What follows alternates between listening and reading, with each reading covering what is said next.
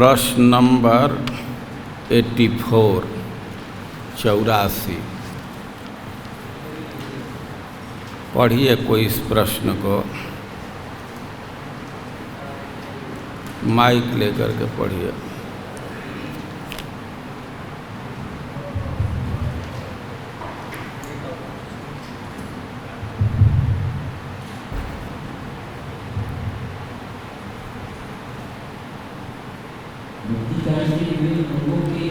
से कुछ लाभ जैसे पूर्ति लाभ करना या सभी इच्छाओं की पूर्ति होना या सहजता से कृष्ण के प्रेम की प्राप्ति को आप किस तरह समझाएंगे? श्री रूप गोस्वामी ऐसे कुछ लाभों की प्राप्ति के विषय में कौन सा उदाहरण है?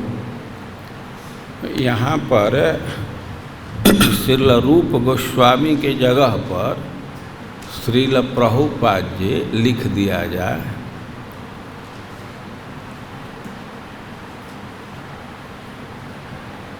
तो थोड़ा सा अंतर हो जाएगा ना। देखिए, यह जो प्रश्न है 13वें अध्याय का है। 13वें अध्याय में श्रील प्रभुपाद जी कुछ बात लिखते हैं, उसको एक व्यक्ति पढ़िए। वो है पेज नंबर इस पुस्तक में 111 पर, पेज नंबर 111 111। तो इसका लास्ट पैराग्राफ पढ़िए, आपके पास माइक है।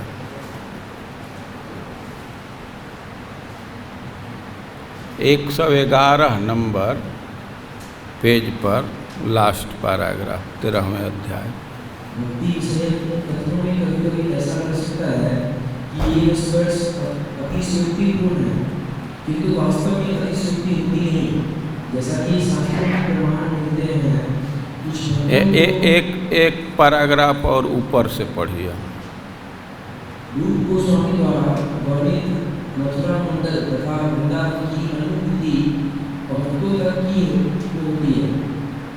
मथुरा जिले के 84 पर पुरी के अंतर्गत पाए स्थान यमुना नदी के तट पर इतने सुंदर ढंग से स्थित हैं कि एक बार वहां जाने वाला इस भौतिक जगत में फिर लौटकर आना नहीं चाहेगा।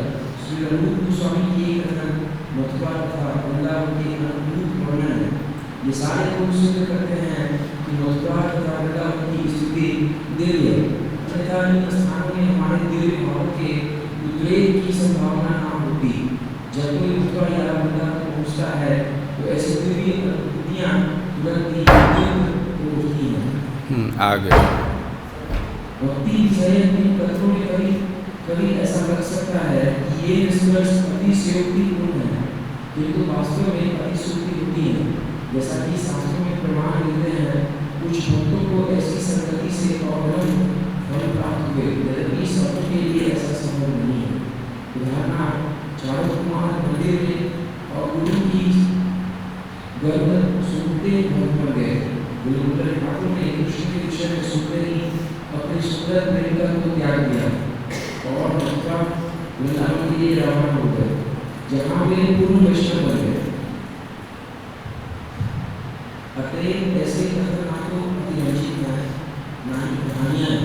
ये वास्तविक कहते हैं जो कुछ भक्तों के लिए ही सही है, वास्तवों पर अनिवार्य कर लागू नहीं होते।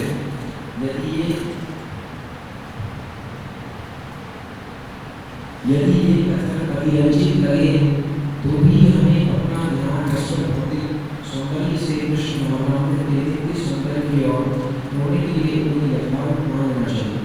जो दुखी वाले से कृष्ण भगवान के संपर्क में है, उसके लिए ये भौतिक फल आसान नहीं है। ठीक है, फिर से प्रश्न पढ़िए। Radhacharan 84।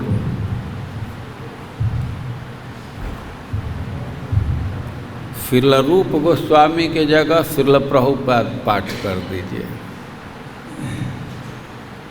How do you explain high benefits of practicing the various numbers of devotional service, such as one will get liberation immediately, or one will get all one's desires fulfilled, or one will attain Vishnu Prema without effort.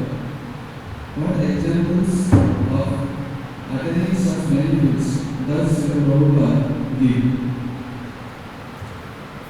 13वें अध्याय का प्रश्न है। स्वाभाविक ही 13वें अध्याय के तथ्य पर प्रश्न आधारित है। कल मैं इसकी व्याख्या किया, लेकिन इस अंश को ग्रहण करके कि श्रील रूप गोस्वामी इस विषय में क्या उदाहरण दे रहे। देखिए, यहाँ भक्ति के प्रभाव का वर्णन किया गया, खास करके जो 5 प्रबल साधन है उसके प्रभाव के विषय। और इस विषय पर श्रील प्रभुपाद जी लिख रहे हैं कि ये जो प्रभाव लिखा गया है, रूप गोस्वामी व्यक्त कर रहे हैं, तो इसको अतिशयोक्ति नहीं समझना चाहिए। अतिशयोक्ति मतलब जिसको बढ़ा करके कहा जाता है, तो बढ़ा करके नहीं कहा गया है, ऐसा प्रभाव होता है। पहले रूप गोस्वामी वर्णन किए हैं कि हमारे दृष्टि पड़ गई जमुना के तट पर, भंवरे गुंजार कर रहे थे और वृक्ष में कोमल कोमल पत्ते थे। अब दृष्टि पड़ते ही हमारी अद्भुत स्थिति हो गई, अब मन लगता ही नहीं। या एक भक्त के दर्शन मात्र से बहुत भारी परिवर्तन। तो इन सब जो प्रभाव है या और भी प्रभाव है, तो उस प्रभाव के विषय में प्रश्न पूछा जा रहा है। यही पूछा जा रहा है ना, तुरंत मुक्ति लाभ करना, सभी इच्छाओं की पूर्ति होना, या सहजता से कृष्ण के प्रेम की प्राप्ति, तो ये सब लाभ है। तो इसको कैसे आप समझाएंगे? और श्रील प्रभुपाद जी इसको समझा रहे हैं कि लाभ बढ़ा करके नहीं कहा गया, ऐसा लाभ होता है, लेकिन सबको ऐसा लाभ अनिवार्यता हो ही जाएगा ऐसी बात नहीं है, लेकिन लाभ होता है। लाभ के विषय में 2 उदाहरण दे रहे हैं। किसका किसका? चतुष्कुमार और बिलोमंगल ठाकुर। चतुष्कुमार को भक्ति की प्राप्ति हो गई और उनके मन में भी विकार होने लगा और तन में भी विकार होने लगा। भाव का लक्षण है। और वो किए क्या? भगवान के चरण तुलसी का गंध लिए। प्रभाव आ गया ना। बिलोमंगल ठाकुर थोड़ा सा कृष्ण के विषय में सुने और उस गणिका का जिसमें अतिशय आसक्त थे तुरंत त्याग करके वृंदावन आ गए, तो प्रभाव होता है। वास्तव में जो ये 84 नंबर का प्रश्न है और इसी पैराग्राफ पर आधारित है और इसी को आपको उत्तर के रूप में लिखना है। क्या इसका उत्तर है कि जो भक्ति के फल कहे गए हैं वो अतिशयोक्ति नहीं है, वे घटित होते हैं, लेकिन यह कोई जरूरी नहीं है कि सब पर एक जैसा ही घटित होंगे। और श्रील प्रभुपाद जी उदाहरण दे करके कह रहे हैं कि बहुत लोगों पर यह प्रत्यक्ष देखा जाता है। उदाहरण में बिलोमंगल ठाकुर और चतुष्कुमार का उल्लेख किए। और यही प्रश्न कई एक जगह प्रश्न पत्र में थोड़ा कन्फ्यूजन है रूप गोस्वामी और श्रील प्रभुपाद। तो 13वें अध्याय का ऊपर नीचे और जो प्रश्न है तो उस पर विचार करेंगे तो यही रेलेवेंट अंश है, तो इसी को ग्रहण करना चाहिए। काल वाला जो व्याख्या दिए थे उसको नहीं लिखे महाराज हैं? काल थोड़ा अलग व्याख्या हुआ इसी के ऊपर काल इसी प्रश्न के ऊपर अलग। हाँ हाँ, तो आज थोड़ा प्रश्न में परिवर्तन कराया गया ना। क्या परिवर्तन हुआ था? प्रभुपाद की ये दो प्रश्न ही हो गए। हैं? हाँ, 2 प्रश्न हो गए।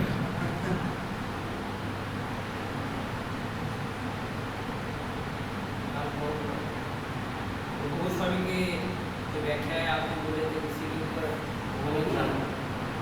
हम रूप गोस्वामी कौन उदाहरण दिए हैं इसके आधार पर मैं कल बोल दिया, लेकिन ये 13वें अध्याय का प्रश्न है और ऊपर के प्रश्न नीचे के प्रश्न को देखिए तो जो प्रभुपाद जी परपर्ट लिख रहे हैं इसी पर आधारित है, तो यही उत्तर समीचीन है।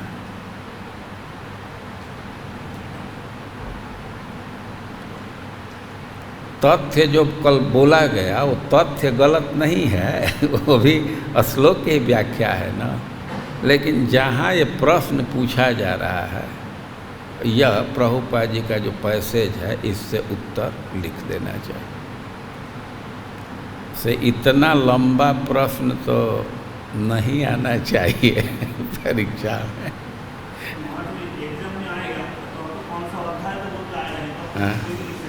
हाँ, वही भी लिख सकते हैं। श्रील प्रभुपाद जी का नाम रहेगा, ये भी लिख दिए। समय हो तो दोनों को मिला करके लिख दीजिए, क्या दिक्कत है। प्रभुपाद जी वाले में उदाहरण तो चतुष्कुमार वाला आएगा और गोस्वामी में एकादशी वाला आएगा। नहीं, एक्चुअली वो फिट इस प्रश्न में नहीं बैठ रहा, क्योंकि इसमें एक प्रेम भक्ति की प्राप्ति की भी बात है ना, तो यही उत्तर लिखना चाहिए। कॉल वाला डिलीट कर दीजिए।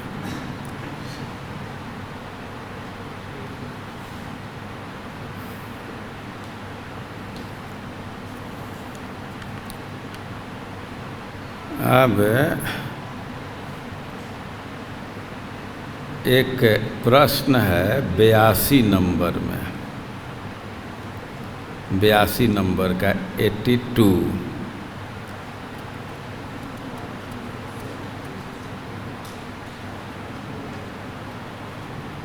अब उस पर तो चलेंगे, लेकिन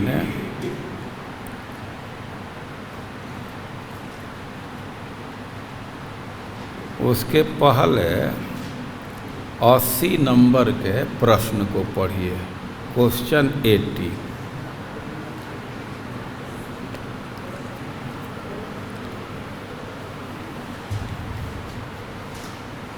इस करने पर दीन की उपमा को स्पष्ट करें। स्फटिक पत्थर की उपमा को स्पष्ट करें।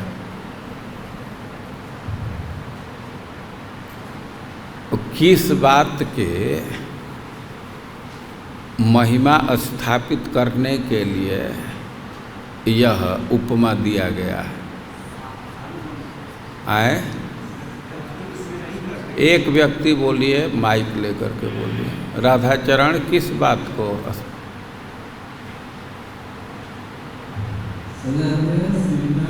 सजातीय उन्नत भक्तों के संग के विषय, प्रगत भक्तों के संग के लाभ को बतलाने के लिए स्फटिक मणि का उदाहरण दिया गया। तो 2 भक्त हो गए, एक जो साधक भक्त है और एक जो उन्नत भक्त है। तो स्फटिक मणि के जगह पर किसको रखा जाएगा? साधारण भक्त को, जो उन्नत भक्त है उसको है, साधारण भक्त को। चलिए ठीक कि स्फटिक का गुण है कि आसपास जो आता है उसका वह प्रतिबिंब ग्रहण कर लेता है। तो उसी प्रकार उन्नत भक्तों का संग करने से उन्नत भक्तों का गुण हृदय में आ जाता है। तो स्फटिक मणि बहुत महत्वपूर्ण है, लेकिन उसको रखा गया है साधारण भक्त के स्थान पर। इसको ठीक आप लोग समझे हैं, बहुत स्टूडेंट इसमें गलती कर देते हैं। तो उन्नत भक्त स्फटिक मणि के समान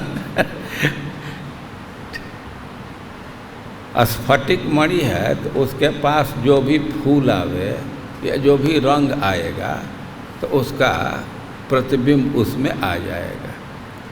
तो उसी प्रकार उन्नत भक्त का हम संग करते हैं तो उन्नत भक्तों के गुण, उनके भक्ति का अंश हमारे हृदय में आ जाता है। और इसलिए उन्नत भक्तों का संग बहुत महत्वपूर्ण है। ठीक।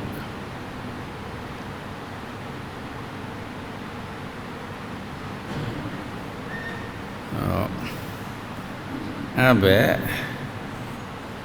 मुक्ति की सही परिभाषा क्या है और यह भवबंधन से छुटकारा पाने से कैसे अलग है? कौन बोलेगा?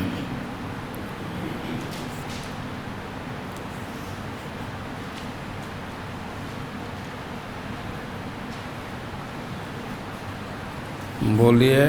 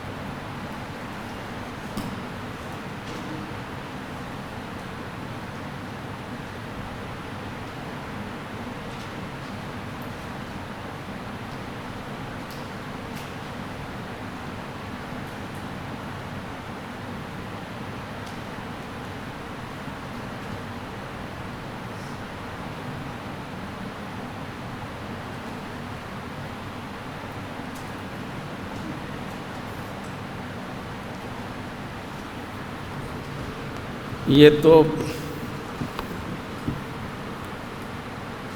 बहुत प्रसिद्ध बात है ना, जो प्रीचर हैं वो तो बोलते रहते हैं।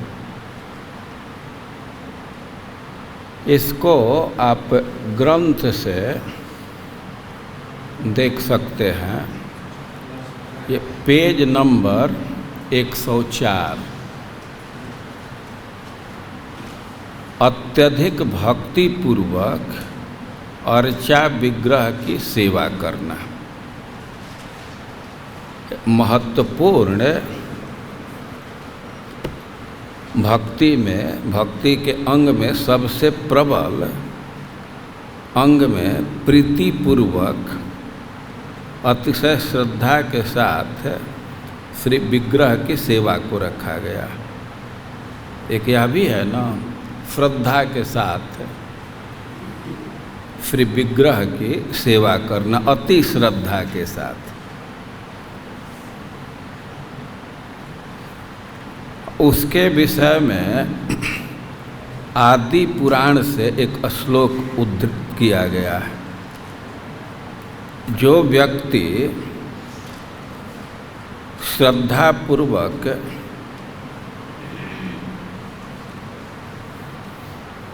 श्री विग्रह की सेवा करता है तो उसको क्या लाभ होता है, भगवान उसके साथ क्या व्यवहार करते हैं, और है कि उसको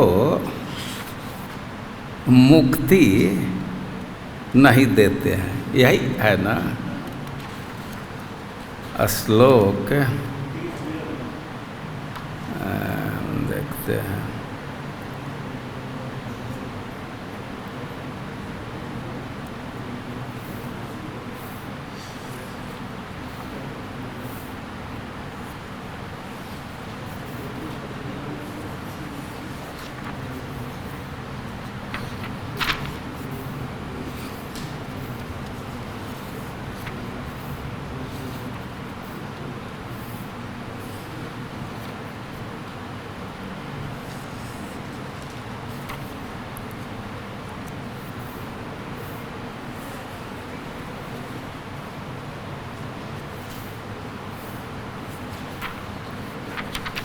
इसको श्लोक को हम थोड़ा निकालना चाहते हैं।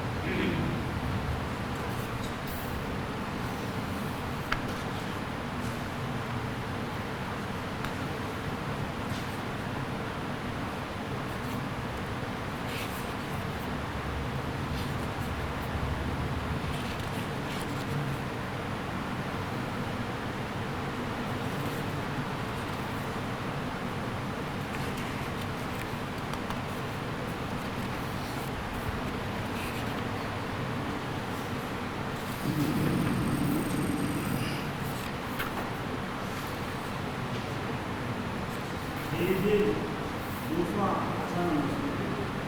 218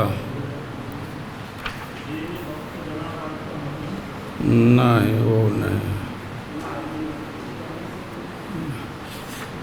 श्री विग्रह की सेवा पंच भक्ति में किधर है, किस नंबर पर है? भक्तों के बीच भागवत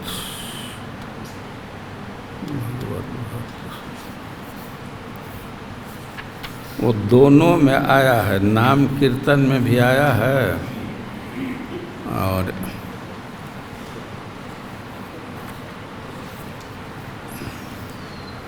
उसमें है कि उसको मुक्ति नहीं देते हैं।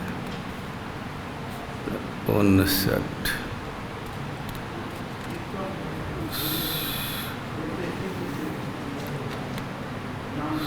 60 किधर गया? ये है, ये 225 नंबर का श्लोक।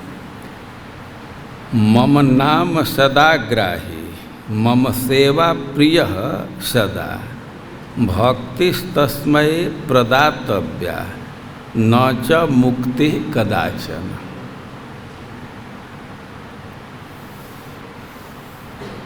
मम नाम सदाग्राही, जो हमारा सदैव नाम बोलता है, और मम सेवा प्रिय सदा, और सदा हमारी सेवा जिसको प्रिय है, तो भक्ति तस्मै प्रदातव्या, और उसको भक्ति देने लायक है।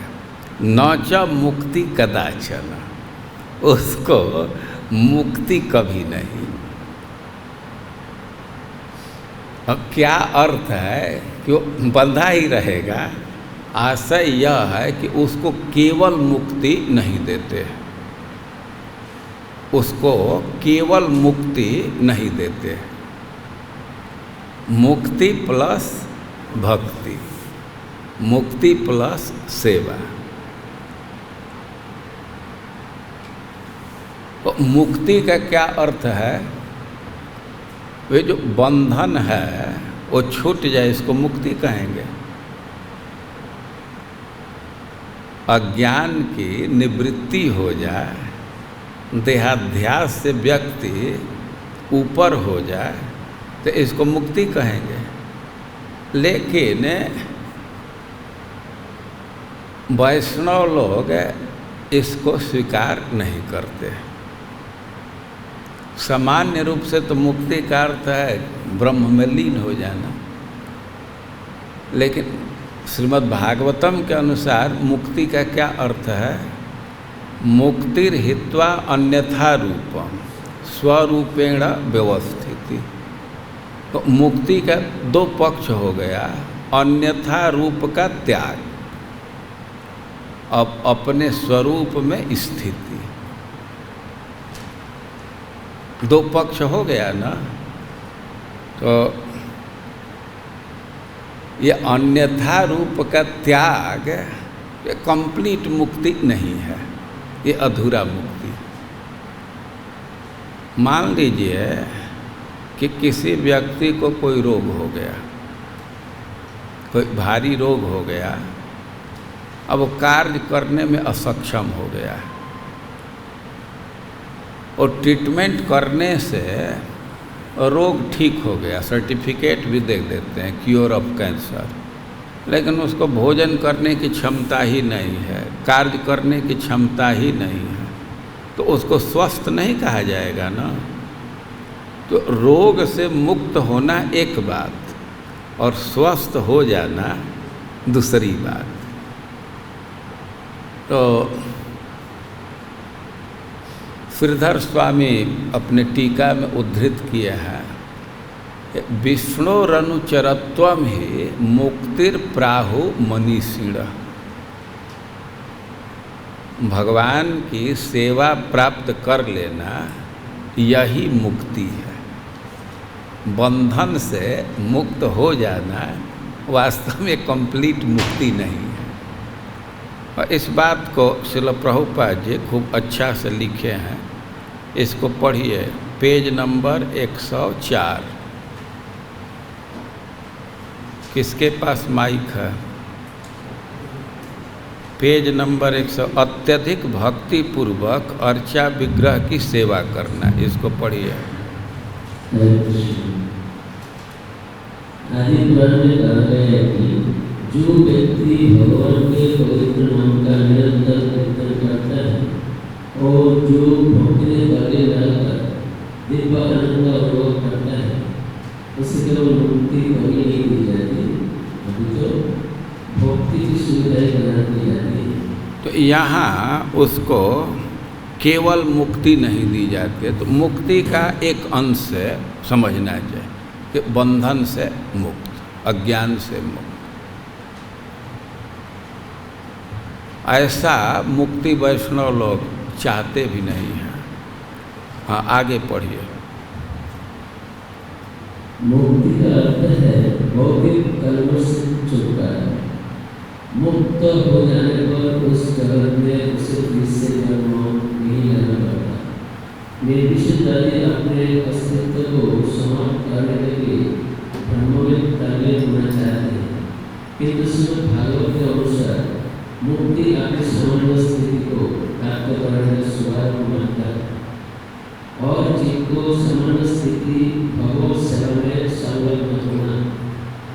आदि पुराण के कथन से ऐसा प्रतीत होता है कि भक्त केवल भक्ति में तल्लीन रहने से संतुष्ट होता है, उसे भौतिक भक्ति जीवन से किसी मुक्ति की आकांक्षा नहीं रहती। दूसरे शब्दों में, जो व्यक्ति भक्ति में तल्लीन रहता है वह ऊपर से भले भौतिक जीवन स्थिति में रहता प्रतीत हो, किंतु वास्तव में रहता नहीं। तो मुक्ति का सामान्य अर्थ समझा जाता है कि जो जन्म मृत्यु की परंपरा है, श्रृंखला है, इससे बाहर हो जाना, या भगवान में, ब्रह्म में तल्लीन हो जाना, लीन हो जाना। लेकिन वास्तव में यह मुक्ति नहीं है। भले ही कोई शरीर के बंधन में ही है, लेकिन भगवान के सेवा में वो युक्त है, सचेष्ट है, तो उस व्यक्ति को मुक्त माना जाएगा। प्रसिद्ध श्लोक है, इहा जस्य हरेर्दास्य कर्मणा मनसा गिरा निखिला स्वप्यवस्थासु जीवन मुक्ता स उच्यते।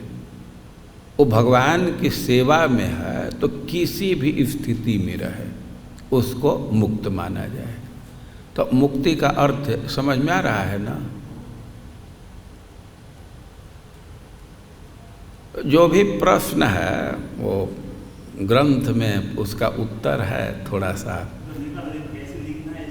कैसे लिखना है वो तो आपके ऊपर डिपेंड करना है ना। तो हमको लिखना होगा तब तो ना हम सोचेंगे कैसे लिखना है।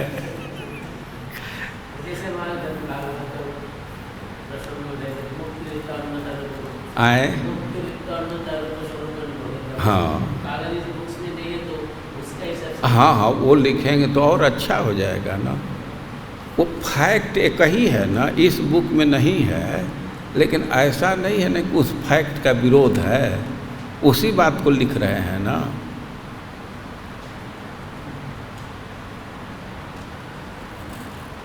फैक्ट आ जाना चाहिए, समझे ना। कैसे लिखना है तो अब तो अलग अलग लोग लिखेंगे।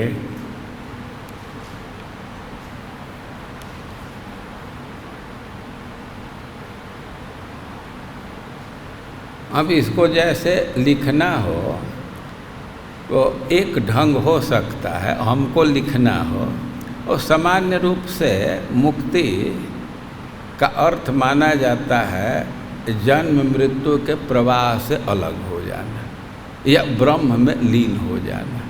लेकिन वास्तव में यह सच्चा मुक्ति नहीं है। मुक्ति का अर्थ है अपने स्वरूप में स्थित हो जाना, भगवान की सेवा प्राप्त करना या सेवा में तल्लीन रहना, यही वास्तविक मुक्ति है, चाहे वह व्यक्ति किसी स्थिति में रहे। तो आप जैसे लिखना हो, लिखने की स्वतंत्रता है। और सार्वभौम जी कहते हैं कि केवल पॉइंट को टच कर दिया तो नंबर पूरा मिलेगा और नंबर में नहीं कमी होगी।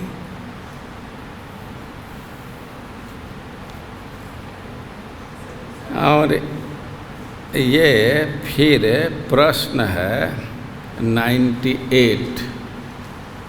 रागानुगा पर तो एक्चुअली अलग से जाना था। क्या 98 है प्रश्न? 98 पढ़िए कोई, सारंग ठाकुर पढ़िए। सिद्धि प्रणय क्या है? सिद्धि प्रणय क्या है? श्री प्रभुपाद इससे साधन क्यों करते हैं? सिद्धि प्रणय क्या है? हमें सिद्धि प्रणय तो हमें नहीं कुछ पता है। वास्तव में सिद्ध प्रणाली और सिद्ध प्रणाली क्या है? श्रील प्रभुपाद इससे सावधान क्यों करते हैं?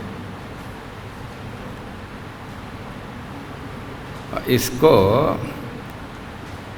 पहले ग्रंथ से पढ़िए। आए किस 127 पर होगा ना? सिद्ध प्रणाली किस पर है? 127 होना। प्रणय नहीं, सिद्ध प्रणाली मिसप्रिंट होगा पेपर में।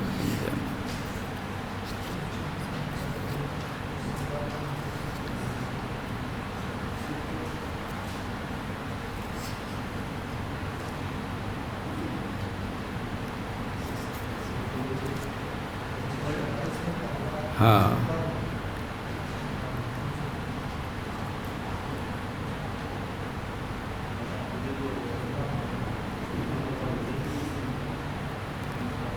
पहले उसके पहले के पैराग्राफ को पढ़ना होगा।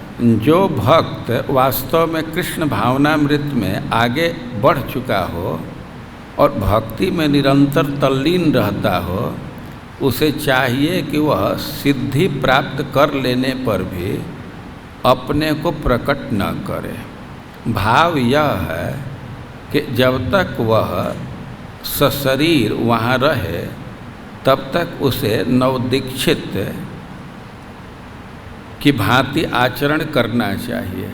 यहाँ तक कि शुद्ध भक्त तक को भी वैधि भक्ति के क्रियाकलाप करने चाहिए, किंतु जब उसे भगवान के साथ अपने वास्तविक संबंध की अनुभूति हो जाए तो वह भगवान के किसी भक्त विशेष के मार्गदर्शन में वैधि सेवा करते हुए अपने भीतर भगवान का चिंतन कर सकता है और उस भक्त विशेष का अनुसरण करते हुए दिव्य भावों को विकसित कर सकता है।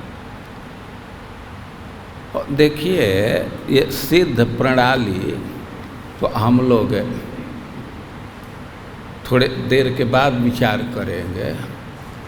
सबसे महत्वपूर्ण प्रश्न है जिसकी चर्चा हम पहले कर चुके हैं कि रागानुगा भक्त की साधना क्या होती है, रागानुगा भक्ति की साधना कैसे की जाती है। सब लोग प्रश्न सुन लिए, रागानुगा भक्ति की साधना कैसे की जाती है, कौन उत्तर देगा? राधाचरण एक दो बात बोलिए।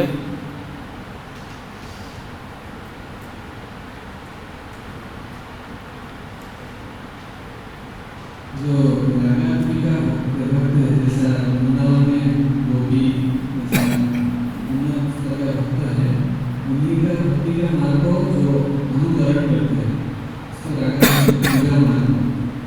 तो एक बात है कि जो ब्रज के नित्य परिकर हैं, ब्रज के जो भगवान के नित्य परिकर हैं, और उसमें से जो भक्त को प्रिय है और उसका अनुगमन करते हैं, उसके विषय में श्रवण कीर्तन करते हैं और उसी के सेवा पद्धति का अनुगमन करते हैं। ठीक, और कोई दूसरी बात? और ब्रज में वास करते हैं। ठीक, और तीसरी बात, सिद्ध देह से अंतः चिंतित सिद्ध देह से भगवान की सेवा करते हैं, बाहर रूप से वैधि भक्ति का अनुसरण करते हैं और अंतः चिंतित देह से भगवान की भावना करते हैं। तो भाई अंतः चिंतित देह से अपने स्वरूप से, अपने सिद्ध स्वरूप से भगवान की सेवा करते हैं और इसका गोपन रखते हैं, प्रकट नहीं करते हैं। तो अब यही एक प्रश्न है कि सिद्ध स्वरूप कैसा होता है। तो इस विषय में चर्चा हुई थी कि जब तक चित्त शुद्ध नहीं होगा और तब तक वह सिद्ध स्वरूप परिलक्षित नहीं होता है, स्फुरित नहीं होता है। जब तक अनर्थ निवृत्ति नहीं होगा तब तक वह रूप, वह स्वरूप स्फुरित नहीं होगा, समझ में नहीं आएगा। लेकिन एक ग्रुप है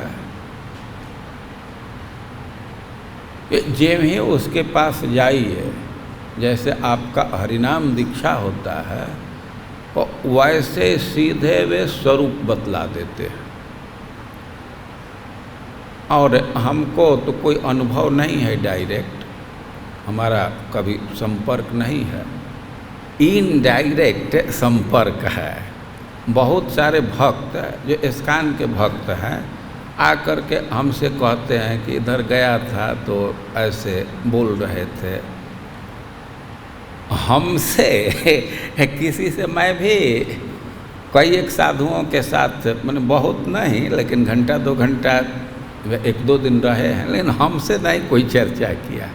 दूसरे भक्त लोग बतलाते हैं और उनका सिस्टम है, को चार्ट बना हुआ है।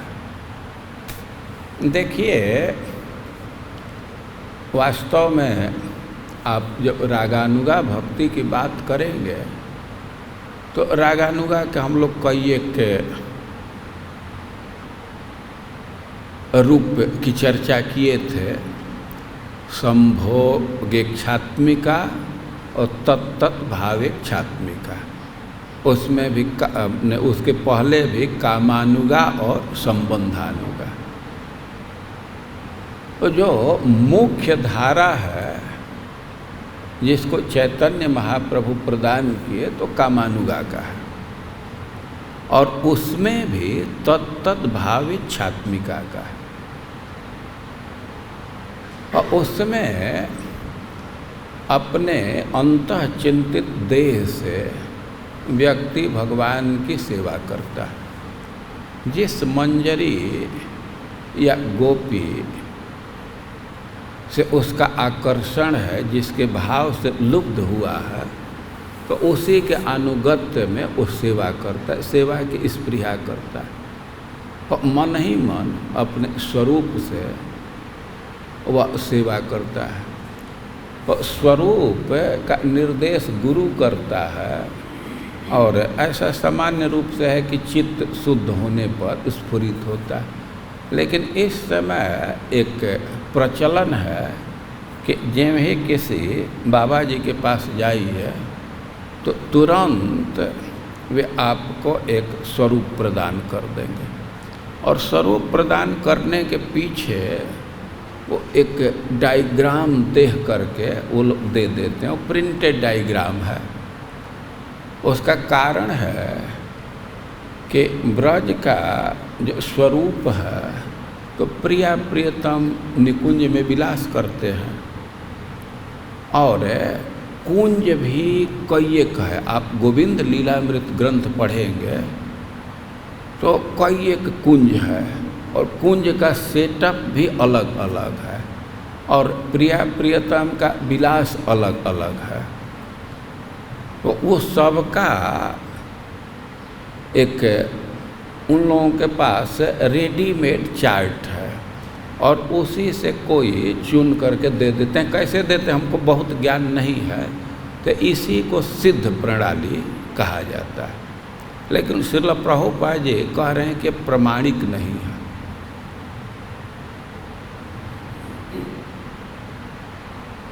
त्वं भाव जोग परिभावित हृत सरोज आसे श्रुतेक्षित पथो ननुनाथ पुंसा। हम चर्चा एक दिन किए थे, और फिर से मैं कह रहा हूँ कि उस दिन श्लोक का नंबर हम गलत बोल दिए थे। ये श्रीमद् भागवतम के 3 स्कंध के 9वें अध्याय का मैं उस दिन 15वां अध्याय ऐसे याद नहीं आ रहा था, लेकिन 15वां बोल दिया। ये 3 स्कंद के 9वें अध्याय का 11 नंबर का श्लोक है ना, 11। तो श्लोक में बोला ही नहीं हो, याद ही नहीं आ रहा था। वो जहाँ ओरिजिनल टेक्स्ट से इसी पर मैं पढ़ा हूँ, विश्वनाथ चक्रवर्ती पाद जी का टीका है। और तुम भाव जोग परिभावित हृत सरोज आसे। जब भक्ति करने से सिद्ध भावित मतलब शुद्ध चित्त हो जाता है, तो भगवान उसमें बैठ जाते हैं, रहते हैं, प्रकाशित करते हैं। और यद यद धियात उर्गाय विभावयंती तत्तद बपुः प्रणय से सदनुग्रहाय। और भगवान के जिस स्वरूप की व्यक्ति भावना करता है, वो भक्त पर कृपा करने के लिए भगवान उसी स्वरूप को प्रकट कर देते हैं। जैसे कौन प्रियव्रत महाराज, अभी हम लोगों के जो मनु हैं, वो उनकी कथा दी गई है। क्या उनका? सत्यव्रत न, सत्यव्रत महाराज। सत्यव्रत महाराज भगवान मत्स्य के उपासक हैं। तो मत्स्य देव अपना रूप प्रकट उनके समक्ष कर दिए।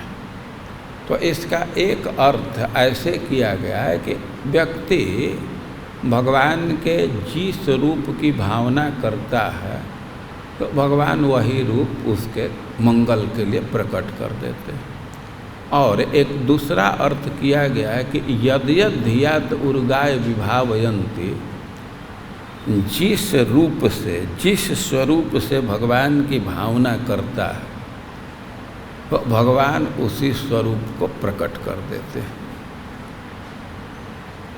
तो यह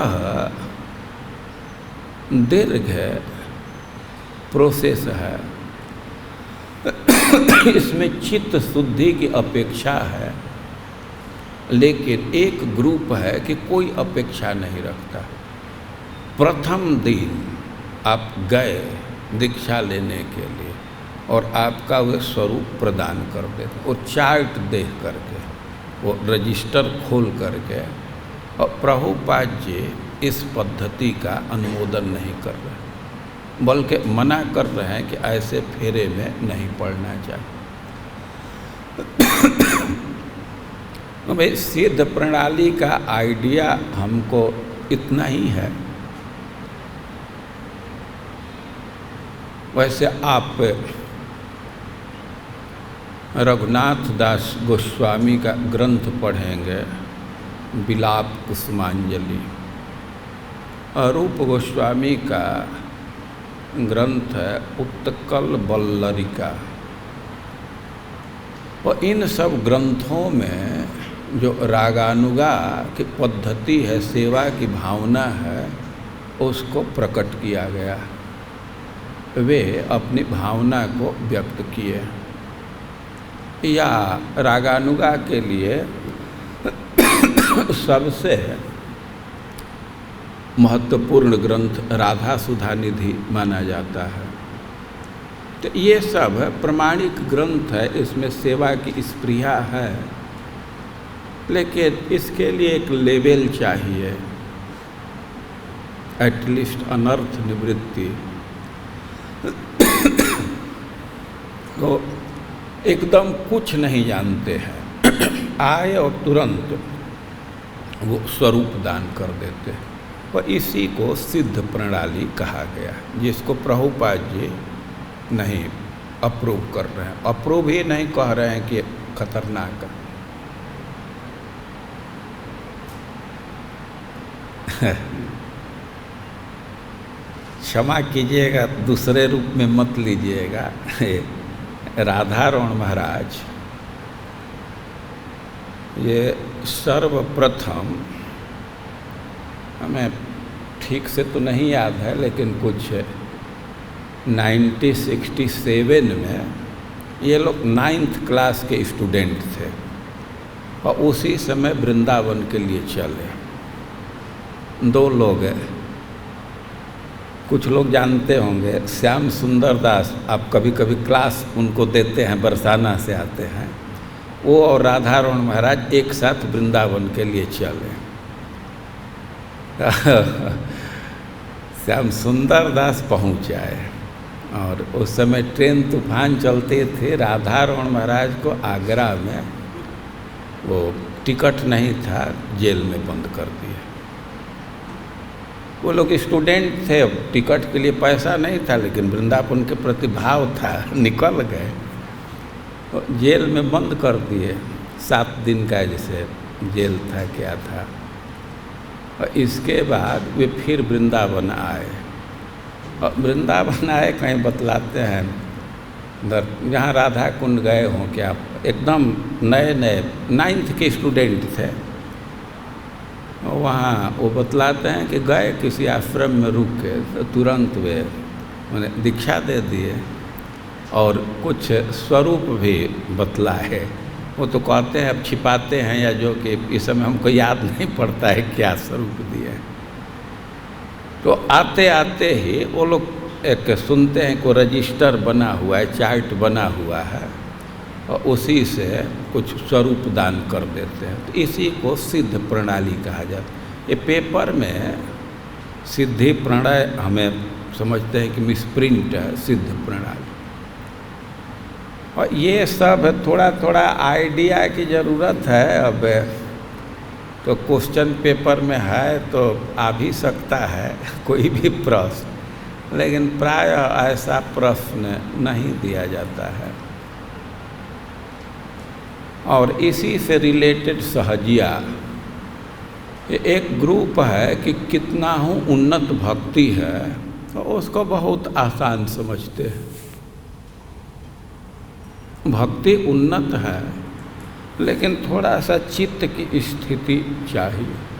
और वास्तव में लोभ जब जग जाता है, किसी के प्रति व्यक्ति आकृष्ट हो गया, तो ये सब अनर्थ निवृत्ति बहुत तेज़ी से हो जाते हैं, उधर ध्यान ही नहीं है। अरे कोई भी अनर्थ है उसके प्रति इच्छा है तब ना। अब इच्छा केंद्रीभूत हो गया उच्चतर चीज़ पर तो स्वतः छूट जाते हैं। लेकिन कोई ग्रुप है कि जीवन में सब दुर्गुण है, और वे क्लेम करते हैं कि हम तो मंजरी भाव के उपासक हैं, गोपी भाव के उपासक हैं, कुछ वैसा ही ड्रेस भी बनाने लगते हैं, और इसको सहजिया कहा जाता है। स्तर उनका यहाँ तक है कि 4 रेगुलेटिव प्रिंसिपल का भी पालन नहीं करते हैं। और रागानुगा भक्ति को भी वे एकदम सहज मतलब चीप, एकदम आसान। सहज मतलब नेचुरल नहीं, स्वाभाविक नहीं, सहज मतलब एकदम आसान समझते हैं। तो उसी ग्रुप को सहजिया कहा जाता है।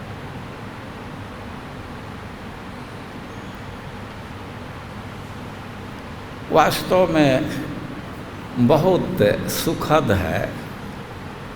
अब वो भावना करने पर कितना सुख मिलता होगा, हमारी तो अनुभूति है कि श्लोक पढ़ने से ही बहुत भारी सुख की अनुभूति होती है। विलाप कुसुमांजलि जो ग्रंथ है, उसमें श्रीपाद रघुनाथ भट्ट गोस्वामी बहुत सारी अपनी स्पृहा प्रकट किए, बहुत स्पृहा प्रकट किए सेवा के, और बहुत सुखद है। लेकिन हम तो अपने तरफ देखने पर, अपने चित्त की स्थिति देखने पर हम नहीं हिम्मत होता। हम भी जब शुरू में भक्ति में आए तो ग्रंथ नाम सुने, चैतन्य चरितामृत पढ़े तो उसमें कृष्णदास कविराज का परिचय दिया गया था कि पहले गोविंद लीलामृत लिख चुके थे, और गोविंद लीलामृत बहुत उत्कृष्ट ग्रंथ है। तो हम लगता है कि कुछ 80 के दशक में ही 82-84 में उसको पढ़ने लगे, चालू किए पढ़ना। चालू तो कर दिए, लेकिन अब हमको तो लॉरेंस का नावल भी पढ़े हैं, और हमको लगा कि अरे ये क्या, उसी समय हाथ जोड़ लिया कि अब अभी इसको नहीं पढ़ेंगे। बहुत दिन तक नहीं पढ़ा, अभी कभी कभी एकादश श्लोक देख लेते हैं ज़रूरत पड़ने पर। अब एक स्थिति ऐसा वर्णन है कि अब उसको, उस स्थिति को न प्राप्त करने पर अनर्थ हो जाएगा। एक बार यहाँ मथुरा में एक सम्मेलन था, कुछ पॉलिटिकल लोग आए थे, हम लोगों के एरिया से भी आए थे।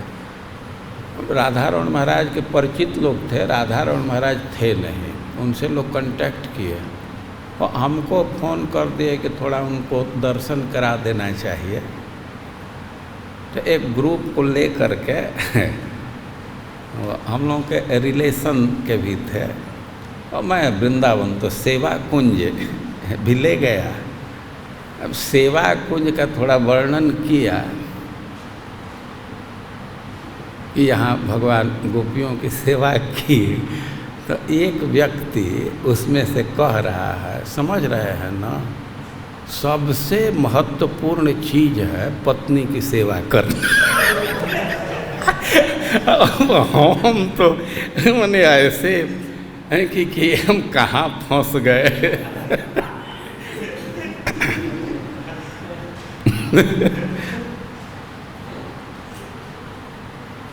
तो जो रागानुगा भक्ति है, हम तो पढ़ने पर कभी कभी हमारे के इसमें तो ब्यूटी पार्लर की ट्रेनिंग की जरूरत है।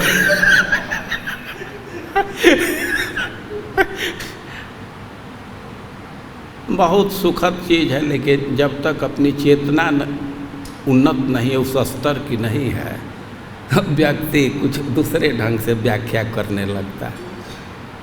वे स्पृहा है, क्या स्पृहा है? एक श्लोक है, जैसे मैं बोल रहा हूँ,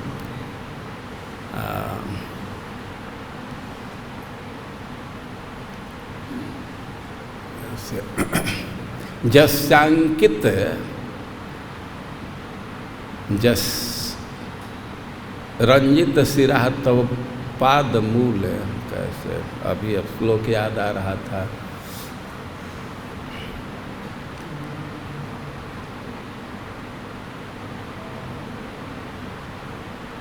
जो हो उसमें स्पृहा आप देखेंगे तो काजल लगाने की है, अलता लगाने की है, यही सब स्पृहा है ना। और इसकी भावना की जाती है रागानुगा में। जैसे यत प्रांत देश लवलेश विघूर्णितेन, यत प्रांत देश लवलेश विघूर्णितेन, उसमें कह रहे हैं श्रीपाद रघुनाथ दास गोस्वामी कि यत प्रांत देश लवलेश विघूर्णितेन, जिसके किनारे के एक अंश को थोड़ा घुमाने से,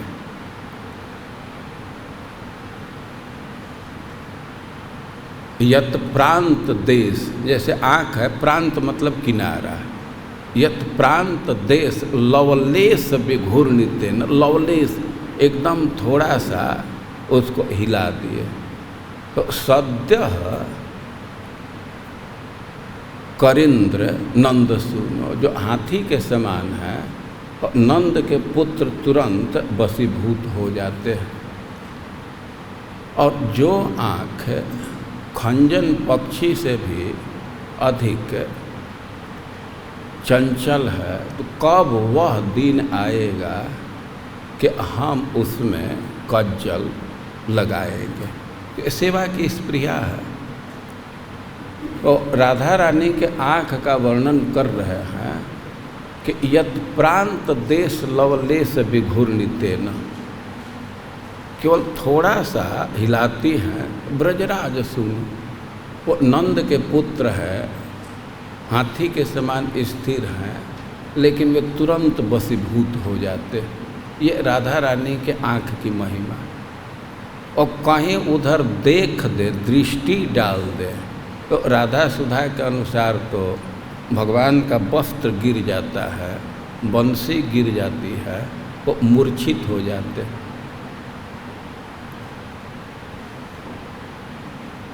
वो कटाक्ष का निपात की और कृष्ण के लिए विमूर्छितस्य। तो राधा रानी की सेवा की स्पृहा व्यक्त की गई है। और जो भगवान के नित्य परिकर हैं, तो प्रिया प्रियतम की सेवा करते हैं, विभिन्न देह से सेवा करते हैं, लीला में सहयोग करते हैं। तो रागानुगा का साधना है कि उसी धारा में मन ही मन चिंतन करते हैं। आप चैतन्य चरितामृत पढ़ते हैं तो चैतन्य महाप्रभु के कई के भावों को उसमें लिखा गया है, खास करके अंत लीला में। और एक दिन उनके मंजरी भाव का आविष्ट हो गया, तो वे तो उसी भाव में वे मग्न थे, लेकिन बाद में जब उनको अनुसंधान हुआ तो अपने भावना को थोड़ा थोड़ा व्यक्त किए। और वे चैतन्य चरितामृत में दिया गया है कि चैतन्य महाप्रभु वर्णन कर रहे हैं कि प्रिया प्रियतम रास विहार किए और वन वन में घूम करके नृत्य किए, और जब वे थक गए तो जमुना जी के किनारे गए। जमुना जी के तट पर स्थित हुए भगवान अपने माला को, जो राधा रानी के स्तन से मर्दित था, उस पर कुमकुम लगे हुए थे, भौरे मड़रा रहे थे, तो जमुना जी को प्रदान किए, जमुना जी में डाले। और इसके बाद गोपियाँ अपने वस्त्र को, अपने आभूषण को खोल करके दी। चैतन्य महाप्रभु मंजरी भाव में आविष्ट है, तो तट पर खड़ा हो करके इन लीलाओं का दर्शन कर रहे हैं, देख रहे हैं। बल्कि उन्हीं के हाथ में गोपियाँ वस्त्र पकड़ा दी, आभूषण पकड़ा दी, और बहुत सूक्ष्म वस्त्र पहन करके जल में प्रवेश की। और कृष्ण भी जल में प्रवेश किए। श्रीमद् भागवतम के श्लोक की व्याख्या है, भिन्न सेतु प्राविशद वाह, जल में प्रवेश किए, भिन्न सेतु, सारे मर्यादा का उल्लंघन करते। तो अब वहाँ विविध प्रकार के क्रीड़ा का वर्णन है। पहले जला जली, और पहले जल छिड़क रहे हैं, हाथा हाथी, दांता दांती, कई के शब्द आता है। अब इसके बाद तो भगवान गोपियों को अगाध जल में ले जा कर के छोड़ दिए। ये गोपियाँ किनारे चली गई, राधा रानी को अगाध जल में छोड़े। राधा रानी भगवान के कंठ को पकड़ करके वही खड़ी हैं। कृष्णदास कविराज गोस्वामी व्यक्त कर रहे हैं चैतन्य महाप्रभु की भावना को कि कमल वन में जा कर के गोपियाँ उसमें कमल वन में खड़ी हो गई, और गोपियों के मुख और कमल में अंतर ही नहीं दिख रहा है, दोनों एक जैसा, मुख भी कमल जैसा। तो भगवान विविध लीला कर रहे हैं। इसके बाद भगवान गए और गोपियों का जो सूक्ष्म वस्त्र था उसको खींच दिए, खींच करके ले लिए। अब गोपियाँ तो नग्न हो गई, अब जल में है, उनके सामने समस्या है कि अब क्या करें। लेकिन जमुना जी सहायता की, हस्त तरलात। आप चैतन्य चरितामृत पढ़ते हैं, चैतन्य महाप्रभु जमुना जी की स्तुति करते हैं, तो एक शब्द कह रहे हैं। अब ये बोलने पर तो मन लगेगा बहुत देर, द्रव ब्रह्म गात्री। वो जमुना जी का शरीर चिन्मय है, लेकिन कैसा है? द्रव, लिक्विड। तो ब्रज में जो परिकर हैं, सेवक हैं, तो अनेक प्रकार का शरीर है। केवल मनुष्य शरीर से ही सेवा नहीं करते हैं, वो सब परिकर हैं। चाहे ब्रजवासी जनादिश, व्याख्या पढ़े थे ना कि जो मयूर हैं, बैल हैं, उनमें भी नित्य सिद्ध भाव है। आदमी की बात तो दूर है। और गोपियाँ नग्न हो गए तो जमुना जी का द्रव ब्रह्मगात्री, उनका तो लिक्विड शरीर है, तो लिक्विड शरीर है तो उनका तरंग ही हाथ है। तो हस्त तरलात। जमुना जी के किनारे जहाँ पानी स्थिर है, दह जैसा, कमल भी है, तो वहाँ से कमल का पत्ता ले करके और अपने हाथ से, हाथ क्या है? तरंग, गोपियों को पकड़ा दी। गोपियाँ अपने नीचे के वस्त्र को ढक ली, नीचे के अंग को ढक ली, और ऊपर के अंग को उनका बाल इतना लंबा लंबा है कि बाल ही ऐसे लटका दे। या बंगाली में लिखा है कि हाथ का कांचुली बना करके, कांचुली का अर्थ तो हम एग्जैक्ट नहीं जानते हैं, लेकिन ऐसे कुछ आकृति लग रहा है हमको, हम एग्जैक्ट अर्थ नहीं जानते लेकिन ऐसे अनुमान कर रहे हैं। तो बाहर आई तो हम यह कह रहे हैं कि अंतः चिंतित स्वरूप से चिंतन का स्वरूप आप चैतन्य चरितामृत में, विलाप कुसुमांजलि में, राधा सुधा निधि में, बहुत सारे ग्रंथों में पाएंगे, लेकिन इस्कान इसको बहुत स्थापित नहीं करता। उसका कारण है कि हम लोगों के स्थिति अभी उस लेवल की नहीं है। जब उस लेवल को प्राप्त हो जाए, चित्त शुद्ध हो जाए, तब उसमें प्रवेश कर सकते हैं ना। हम लोगों क्या है, कहावत है कि बिच्छी के मंतरे न जाने और सांप के बिल में हाथ डाल दे। बिच्छू के मंत्र को उतारना नहीं जानता है और सांप के बिल में हाथ डालेगा तो खतरा है ना। और सिद्ध प्रणाली में अब स्तर का विचार नहीं करते हैं। किसी को भी ये सिद्ध देह का उपदेश देने लगते हैं, इसको प्रभुपाद जी ठीक नहीं मानते। स्तर होना चाहिए और इसी को सिद्ध प्रणाली कहा गया। और यह जो ग्रुप है वो शास्त्र को ठीक से फॉलो नहीं करते। आप रागानुगा नहीं, वैधि भक्ति की परिभाषा में ध्यान दिए होंगे कि शासने नैव, शासन से ही, केवल शासन से ही। तो भक्ति में शास्त्र का शासन एकदम नितांत आवश्यक है। रागानुगा का यह अर्थ नहीं है कि आप मनमानी आचरण करें।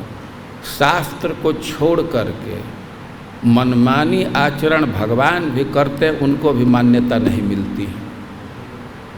और देखने में कितना अहिंसा अहिंसा, वो भगवान बुद्ध उपदेश दिए, लेकिन वेद को नहीं माने तो भगवान को भी मान्यता नहीं है। तो जो सहजिया ग्रुप है तो शास्त्र के अवहेलना करके अपने मनमाने ढंग से ऊंची ऊंची चीज़ को भी बहुत सहज समझ करके उसका उपदेश देने लगते हैं, और यह ठीक नहीं है। तो शास्त्र के अवहेलना करके उसका अनुगमन न करके अपने मन से भक्ति के उच्चतर स्तर को भी बहुत सहज रूप में स्वीकार करते हैं, तो इसी ग्रुप को सहजिया कहा जाता है। तो समझ रहे हैं ना। अब संक्षेप में कहना हो तो जो शास्त्र के अनुसार न चल करके मनमाना आचरण करता है और भक्ति के उच्चतर स्तर को बिल्कुल सहज समझता है, सस्ता समझता है, और उसी ग्रुप को सहजिया कहा जाता है।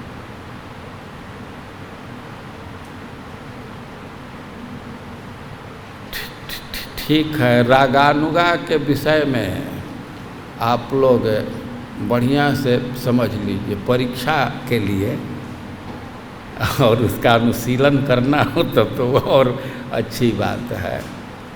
ब्रज के अपने भाव के अनुरूप ब्रज के परिकर का अनुगमन करना, ब्रज में वास करना, बाहर से वैधि भक्ति का आचरण करना, अभ्यास करना, और मन में अंतःचिंतित देश से अपने सेवा की भावना करना, अपने भाव को छिपा करके रखना, और शरीर से भी ब्रज में निवास करना।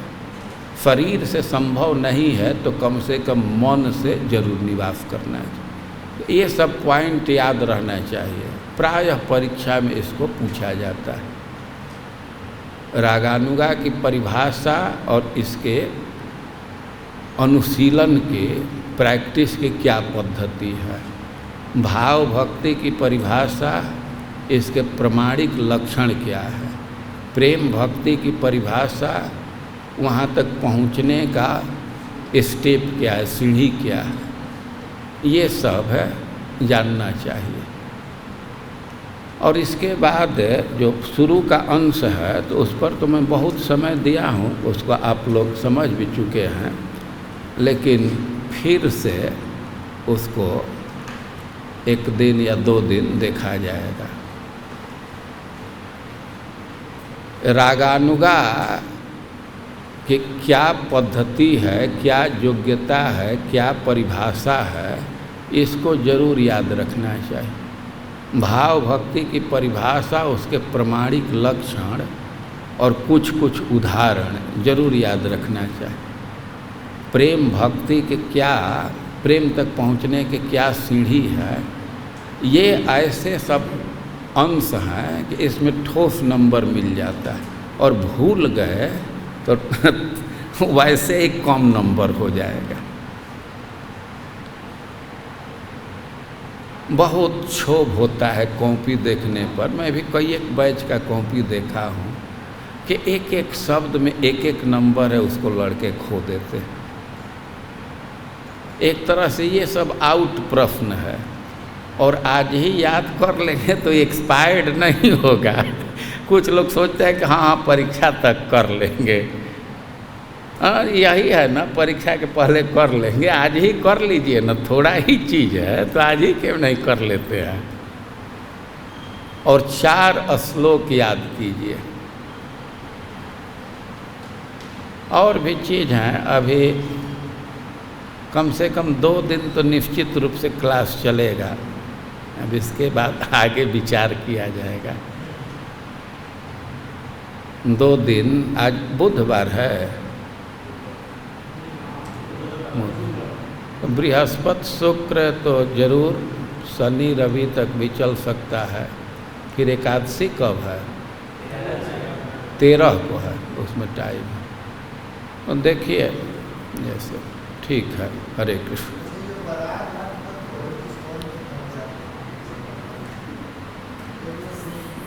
अब हम क्या जानते हैं कहाँ जाते हैं। जो 4 श्लोक जो बोले, हाँ, 4 श्लोक याद करने का है ना, एक आएगा लिखने के लिए और 3 में से एक कोई पूछा जाएगा। ऐसा नहीं कि आपको जो याद है वही बोल देंगे।